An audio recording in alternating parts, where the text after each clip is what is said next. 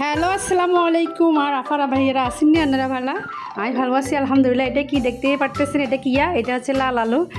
আমরা নোয়াখালীর মানুষ, আর আমরা নোয়াখালীতে লাল আলু ছাড়া আর কিচ্ছু নেই। লাল আলু আর গোল আলু দুইটা জিনিস বেশ পাওয়া যাবে। আজ যা লাল আলু দিয়ে সুন্দর একটা নাস্তা বানাবো। আপনারা যদি পুরো ভিডিও না দেখেন তাহলে বুঝতে পারতেন না যে নাস্তাটা কেমন করে বানানো। খুবই সুস্বাদু একটা নাস্তা। যদি না দেখেন টানি ফেলেন তাহলে মিস করে ফেলবেন, শিখতে পারবেন না, বুঝছেন নি? দেখতে থাকেন। লাল আলুরে ভালো করে একদম ছাঁচি ফেলবেন, সাদা করে ফেলবেন, একটু একটু থাকবো, তা কোনো ব্যাপার না। লাল আলু কাঁচাও খাওয়া যায়, সমস্যা না। দেখতে থাকুন। আমি ভালো করে ছাঁচি ফেলবো, এটার একদম ভালো করে ছাঁচি সাদা করে ফেলবো। এই যে তারপরে এটারে ধুয়ে নেবো পরিষ্কার পানি দিয়ে, এটাতে ধুবো ভালো করে, একদম যেন বালি না থাকে। ভালো করে ধুই লাগে আমি একদম একবারে ঘষি ঘষি এটা ধুইতেছি, বালু যেন না থাকে। আপনারা ইচ্ছা করে ধুইবেন যদি এরকম করে খাইতেন চান। লাল আলু দোয়ার হাঁকে দিয়ে আনা করে এখন কথা কই, যারা যারা স্কিপ করেন ভিডিও দেখেন না, দয়া করে ভিডিও দেখ। আর প্রিয় ভাইয়েরা আফারা খুব কষ্ট করে ভিডিও বানাই। লাল আলুরে ভালো করে কাটে নেবো, এইভাবে সুন্দর করে গোল গোল করে কাটে নেবো। আর ভাইয়ারা আফুরা সবাই সবার পাশে থাকবেন, সবাই সবাইকে একটু একটু করে সাপোর্ট করবেন, তাহলে সবাই এগিয়ে যেতে পারবে ইনশাআল্লাহ। আমার আলু কাটা অলরেডি শেষ হয়ে গেছে। এভাবে কুচি কুচি করে সবগুলো কেটে ফেলবো।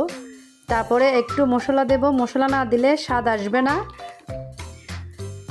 লবণ দেব, মশলাগুলো যেন ভালো করে ভিতরে ঢুকে। ভালো করে উল্টায় পাল্টায় কষলায় নেবেন, মশলাগুলো একটার মধ্যে যেন একটা ঢুকে আলুর মধ্যে, না হলে কিন্তু স্বাদটা আসবে না। একবার যারা খান নাই তারা একবার খেয়ে দেখতে পারেন, এত সুস্বাদু লাল আলু দিয়ে এইভাবে স্লাইস করে তারপরে এটা যদি ভাজি করেন এতটাই টেস্ট, কি বলবো, অসাধারণ। আমার এগুলো সব কষলানো শেষ। যারা হলুদের গুঁড়া দিতে চান, মরিচের গুঁড়া দিতে চান, তারা দিতে পারেন। আমি মরিচের গুঁড়া পছন্দ করি, তাই মরিচ দেবো, একটু মরিচের গুঁড়া দেবো, হলুদের গুঁড়া দেবো না, কারণ আমার হলুদ মানে কালারটা পছন্দ না, সাদা সাদা ভাবটাই ভালো লাগে, তাই হলুদের গুঁড়াটা দিলাম না, অ্যাভয়েড করলাম, মরিচের গুঁড়া দিলাম।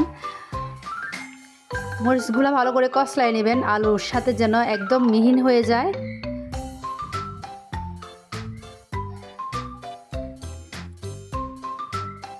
কড়াই দিয়ে দিতেছি, আমি এখন ভাজি করে ফেলবো। 5 মিনিট ওয়েট করবেন, এটা যেন মরিচ হলুদ যেন একসাথে লাগে।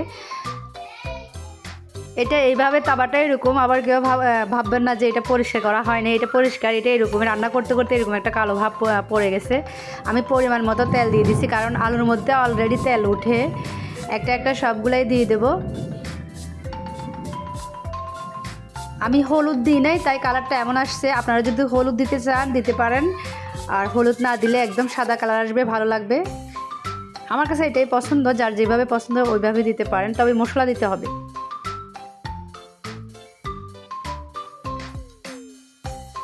আপনারা ভিডিও দেখবেন, দয়া করে ভিডিও দেখবেন। অনেক কষ্ট করে একটা ভিডিও বানাইতে অনেক কষ্ট, অনেক সময়ের প্রয়োজন হয়। যারা পেজ চালায় তারাই বুঝবে ভিডিও করা যে কতটা কষ্টকর। এই যে আমার লাল আলু অলরেডি লাল হয়ে আসছে, এই যে দেখুন একটা কালার আসছে বাদামি ভাব, আরও কালার আসবে আস্তে আস্তে। সময়ের ব্যাপার, ধৈর্য সহকারে ভাজতে হবে, এটা অনেক সময়ের প্রয়োজন। এটা দেখুন কত সুন্দর একটি কালার আসছে। এটা খেতে কতটা টেস্ট হতে পারে আপনি একটু ভাবুন, একটু ভাবুন এটা কেমন হতে পারে, খাবারটা কেমন টেস্ট হতে পারে।